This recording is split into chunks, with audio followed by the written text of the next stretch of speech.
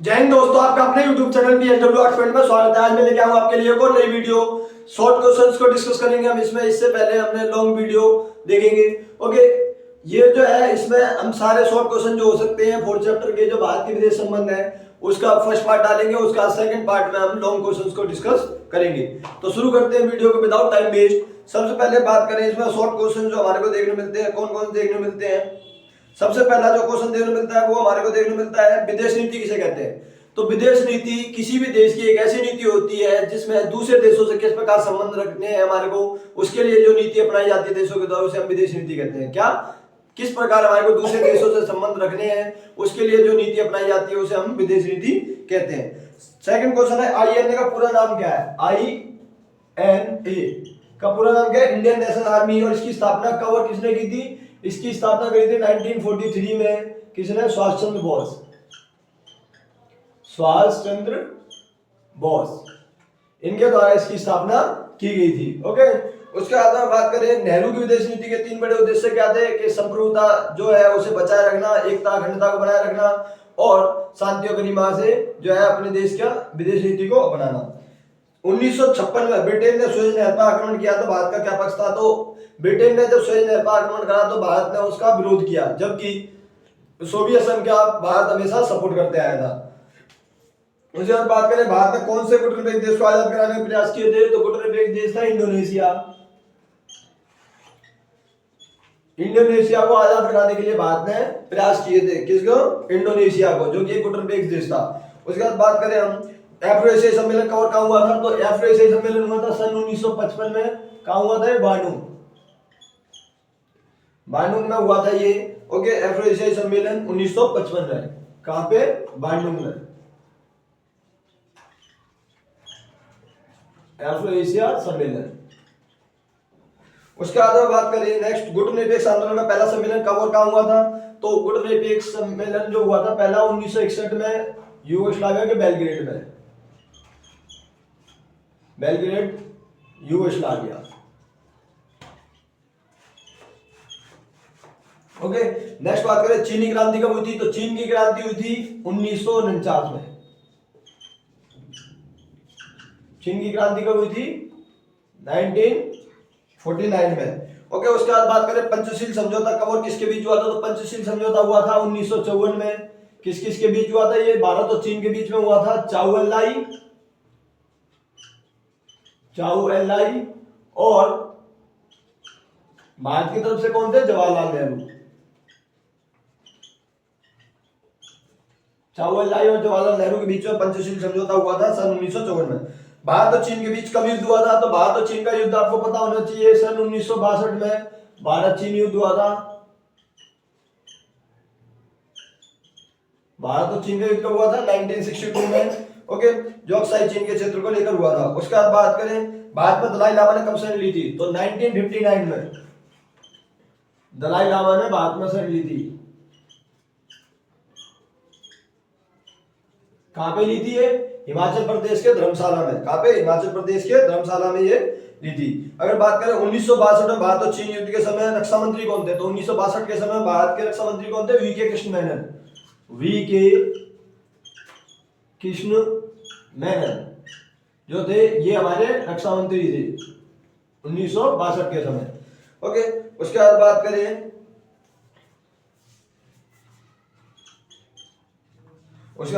Next Atal Bihari Vajpayee ने चीन का दौरा कब किया था? तो अटल बिहारी वाजपेयी जी के द्वारा 1979 में दौरा करा। चीन का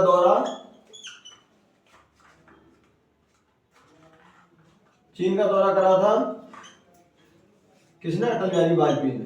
अटल बिहारी वाजपेयी। ओके, उसके बाद में नेक्स्ट बात करें अगर हम राजीव गांधी ने चीन का दौरा कब करा था? तो राजीव गांधी ने करा था 1988 में।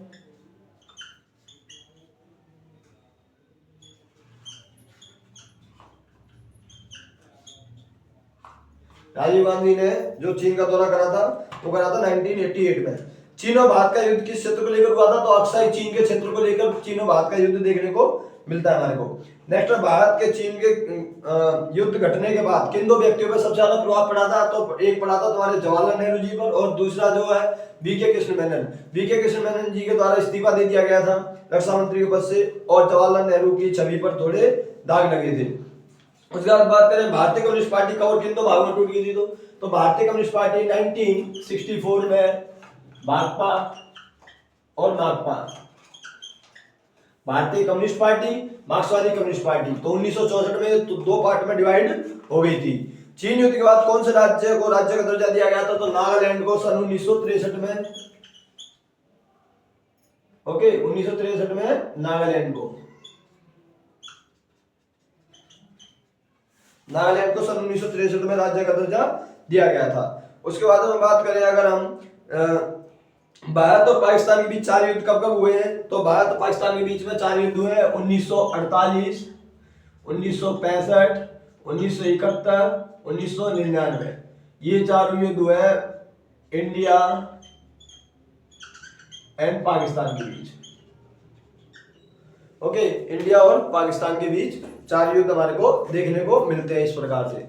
उसके बाद हम बात करें अगर हम नेक्स्ट सिंधु जल संधि जो है किन देशों के बीच और कब हुई? भारत और पाकिस्तान के बीच हुई थी सिंधु जल संधि। सिंधु जल संधि कब हुई है? 1960। किसके बीच? इंडिया और पाकिस्तान इंडिया के बीच में कब हुई? 1960 में। नेक्स्ट है 1965 के युद्ध के समय भारत के प्रधानमंत्री कौन थे? तो 1965 के समय भारत के प्रधानमंत्री कौन थे? 1965 के समय थे हमारे लाल बहादुर शास्त्री।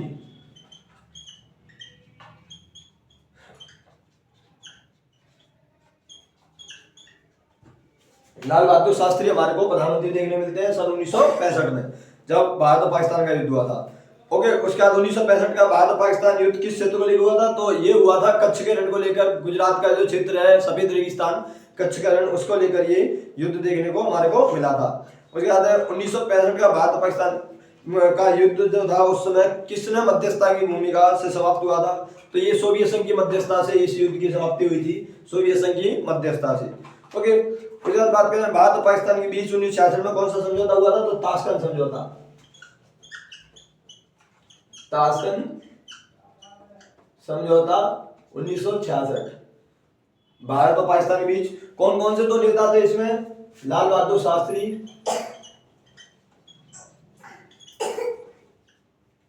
लाल बहादुर शास्त्री, और इधर से हमारे, ठीक है, उधर से आयूब खान। इन दोनों के बीच हुआ था, लाल बहादुर शास्त्री और आयूब खान के बीच में ये समझौता हुआ था। उसके बाद बात करें अगर हम भारत और पाकिस्तान के बीच 1971 में किसको लेकर युद्ध हुआ था? तो बांग्लादेश को आजाद कराने के लिए जो प्रयास हुए थे उसको लेकर ये युद्ध हमारे को देखने को मिलता है, बांग्लादेश को आजाद कराने के लिए 1971 का युद्ध।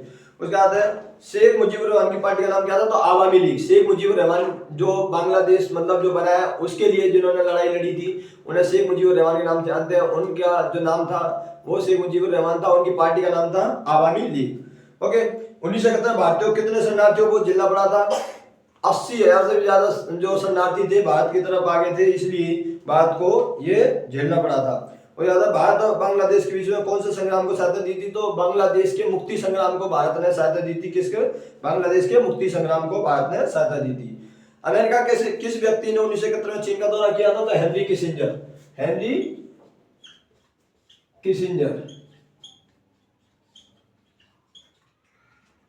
हेनरी किसिंजर के द्वारा जो है चीन का दौरा किया गया था 1971 में। 1971 में भारत और पाकिस्तान वो सोवियत संघ के बीच कौन सी संधि हुई थी? तो मित्र संधि हुई थी 1971 में भारत और सोवियत संघ के बीच। कब? 1971 में।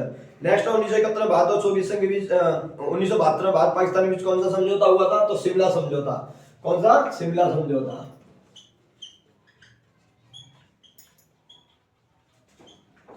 कब हुआ था ये? 1972 1972 में हुआ था ये समझौता, शिमला समझौता भारत और पाकिस्तान के बीच। और इसमें दो नेता कौन कौन थे? एक जुल्फिकार अली भुट्टो पाकिस्तान की तरफ से, भारत की तरफ से इंदिरा गांधी। जुल्फिकार अली भुट्टो और इंदिरा गांधी। कौन? इंदिरा गांधी और जुल्फिकार अली भुट्टो। नेक्स्ट है 1971 के युद्ध के समय भारत और पाकिस्तान की सेना का नेतृत्व कौन कर रहे थे? तो भारत की तरफ से जो थी वो थे हमारे को देखने मिलते हैं जगजीत सिंह अरोड़ा। ओके, जगजीत सिंह अरोड़ा के द्वारा नेतृत्व किया जाता था। और पाकिस्तान की तरफ से अब्दुल्ला खान नियाजी, AK नियाजी के द्वारा नेतृत्व किया जा रहा था। नेक्स्ट है कारगिल युद्ध भारत पाकिस्तान के कब और किन 4 जगहों को लेकर हुआ था? तो 4 जगहों को लेकर हुआ था। वो कौन कौन से? द्रास, मास्को, काक्सर, बतालिक। द्रास, मास्को, काक्सर, बतालिक। ओके, द्रास, मास्को, काक्सर, बतालिक, इन 4 जगहों को लेकर हमारे को युद्ध देखने को मिलता है भारत और पाकिस्तान के बीच। कारगिल युद्ध सन 1999 में जो हुआ था। उसके बाद बात करें 1971 के युद्ध में पाकिस्तान के कितने सैनिकों को आत्मसमर्पण करना पड़ा था? लगभग 90,000 सैनिकों ने सीधा सरेंडर कर दिया था भारत के सामने और भारत इस युद्ध में विजयी रहा। बाकी युद्धों की तुलना कारगिल युद्ध पर विश्व की नजरें क्यों थी? तो दोनों देश परमाणु संपन्न देश थे। 1998 में भारत और पाकिस्तान दोनों ने परमाणु का आविष्कार कर लिया था, परमाणु जो है परीक्षण कर लिया था, जिस वजह से इस युद्ध पे सभी की निगाहें थी। उसके बाद भारत ने परमाणु परीक्षण कब किया था? 1974, 1998। 74 वाला जो था वो एनर्जी के लिए किया था, उसका कोड नेम क्या था? Operation smiling Buddha. 1998 में जो करा था उसका जो कोड नेम था ऑपरेशन शक्ति, जो 1998 में करा था। ओके, तो 11 मई को करा था, इसलिए हम प्रौद्योगिकी दिवस के तौर पर सेलिब्रेट करते हैं 11 मई का दिन। नेक्स्ट है पाकिस्तान ने परमाणु परीक्षण कब किया? तो 1998 में चगाई पहाड़ी पर। उसके बाद बात करें 1971 के युद्ध के बाद किस नेता की छवि पर 4 चांद लग गए थे? तो इंदिरा गांधी उस समय भारत की प्रधानमंत्री थी, तो उन पे 4 चांद लग गए थे उनकी छवि पर।